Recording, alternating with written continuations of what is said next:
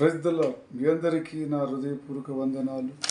మీరందరూ సంతోషంగా కలువరు ప్రేమలు నూతనమైన వాగ్దానం అనుదినము మన ప్రభు మనకిచ్చుతూ మీరు దేవునికి అతి ప్రాముఖ్యమైన బిడ్డలని, దేవుడు మీ కుటుంబంలో ఆశీర్వదించి దీవించాలని ఆయన చిత్తముతో ఆయన ఇచ్చబోతున్న వాగ్దానము మీకును మీ పిల్లలకును ఆశీర్వాదకరంగా ఉండాలి. మీరు వెళ్ళుచున్న దారి ప్రయాణమందును మీరు చేస్తున్న పనులు యందును ఆయనే మీకు తోడుగా ఉండి నీడగా ఉండి ఆయన ఆశీర్వదిస్తాను. ముందు జరిగిన మేలుల కంటే ఇప్పుడు మంచి మేలులు చేసి మిమ్మల్ని ఆదరించి కాపాడువాడు నేనే అని చెప్తున్న మాట ప్రకారం ఈరోజు మీ కుటుంబంలో మన తండ్రి మాట్లాడుచున్న ప్రతి మాటను బట్టి నిత్యము ఆయన నామములో మనం ఉదయమునే ఆయన ధ్యానించుకున్నట వలన మన కుటుంబంలో ఒక శాంతి సమాధానం ఉండబడుచున్నది.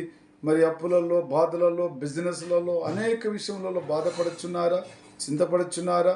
అయితే నీ దేవుడు అంటున్నాడు, నేను నీకు మేలు చేసేదను అంటున్నాడు. దేవునికి స్తోత్రం. మేలు చేసి మనల్ని ఆశీర్వదించే దేవుణ్ణి మనం అనుదినము ఆయన జ్ఞాపం చేసుకున్నట వలన మనకు మేలే కలుగుతుంది. మనం నిత్యము ఆయన మన హృదయంలో జ్ఞాపం చేసుకోవాలి.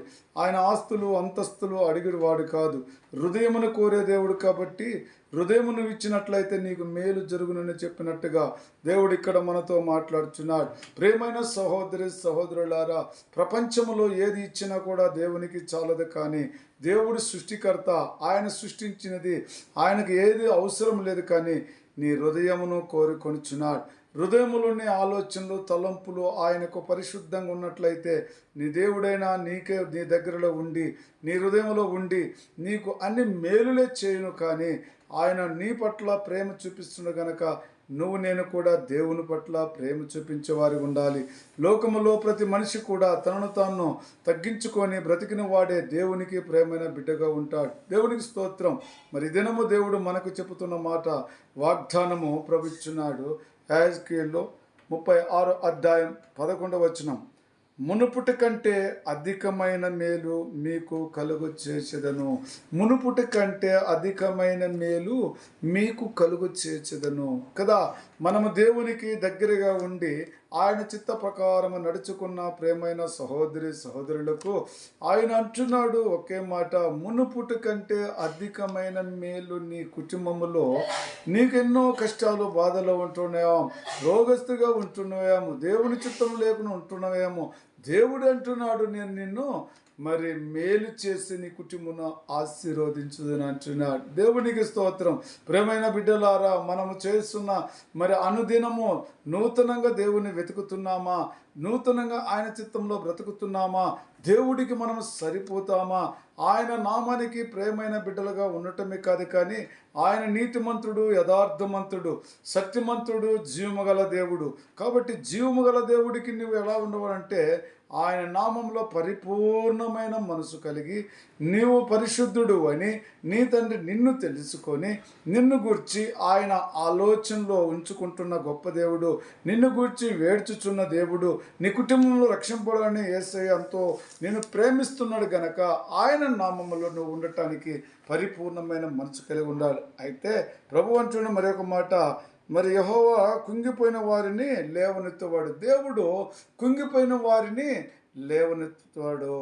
ఎంతోమంది ప్రపంచంలో చూడనట్టుగా దారి పక్కలో కుంగిపోయి ఉన్నట్టు బిడ్డలను మనము చూచుండి వెళుతాం. ప్రపంచంలో ప్రతి ఇంటి పక్కలో కూడా అంతే. అయితే దేవుడు అంటున్నాడు, కుంగిపోయిన ప్రతి బిడ్డను నేను లేవనెత్తి మేలు చేసేవాడిని నేనే కదా. అవును, దేవునికి స్తోత్రం.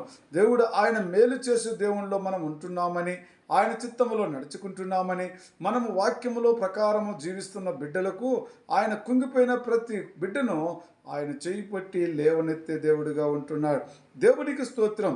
అయితే ఈరోజు ఈ వాక్యమును బట్టి మీ కుటుంబంలో ఆశీర్వదించి దీవింపబడాలని అనుదినము నూతనమైన మార్గంలో మనం నడుచుకుంటున్న వారమే కదా. అయితే రాతి గుండెగా మనం ఉండక మాంసమ్మ గుండెగా ఉండి దేవుణ్ణి మయంపరుచుకుంటూ దేవునికి దగ్గరగా ఉండాలి. కఠినమైన మనసులు కలిగి మనం జీవించకూడదు. మన మనసు మెత్తగా మరి ఒక మనిషిని అర్థము చేసుకొని నీ వలని నీ సహోదరుని ప్రేమించమని దేవుడే చెప్పినాడు, మానవుడు చెప్పలేదు. మానవుడైతే తన ఇష్ట ప్రకారం మాట్లాడతాడు, కానీ దేవుడు అంటున్నాడు, నీ వలని నీ సహోదరుని ప్రేమించుడి. నీ సహోదరికి నువ్వు సహకారం ఉండుడి. నేను నీకు సహాయం చేసేవాడిగా, నువ్వు ఏదడిగినా ఇచ్చుటవాడిగా, అడుగుడు ఇవ్వబడి, తట్టుడు తెరవబడి, ఎత్తుకుడి దొరుకునని చెప్పిన మాట ప్రకారమే ఈరోజు దేవుడు నీకు మేలు చేయబోతున్నాడు. కాబట్టి నీ కుటుంబాన్ని దేవుడు ఆశీర్వదించబోతున్నాడు. నీ కుటుంబంలో దేవుని యొక్క దీవెనలు దిగి రాబోతున్నాయి. ఈ యొక్క వాక్యం వింటున్న ప్రతి బిడ్డ హృదయంలో దేవుడు మాట్లాడబోతున్నాడు. మరి సమయంలో మనందరము కూడా తండ్రి కృప పరిశుద్ధాత్మలో ఆయన నామములో ఉండటానికి ఇష్టపడదామా? అయితే ప్రార్థన చేసుకుందాం. ప్రేమ కృప జీవంగల తండ్రి పరిశుద్ధుడా, మీకే వందనాలు స్తుతులు స్తోత్రులైనా. ఎన్నో దినముల నుంచి మీ మేలులు పొందుకోలేక వెనుకబడి ఉన్న బిడ్డలకు తండ్రి ఈ దినం అంటున్నారు, ఈ రోజు అంటున్నారు, అధికమైన మేలులు నీకు చేసేదని అంటున్నావు. ప్రతి కుటుంబానికి అధికమైన మేలు ఇచ్చి ప్రార్థనలు వేయకపోవచ్చున్న ప్రతి కుటుంబాన్ని ఆశీర్వదించు. వినుచున్న ప్రతి బిడ్డను దీవించు. ప్రతి కుటుంబంలో నీ నిత్యము నీ కృప ఆశీర్వాదం సజీవులకులో తండ్రి ఒక రాత్రి మాకిచ్చి మళ్ళీ పగులు మాకు ఇచ్చినందుకు నీకే వందనాలు స్తుతులు స్తోత్రం చెల్లిస్తూ యేసుక్రీస్తు నామములో ప్రార్థించున్నాను తండ్రి. Amen. Praise the Lord. God bless you.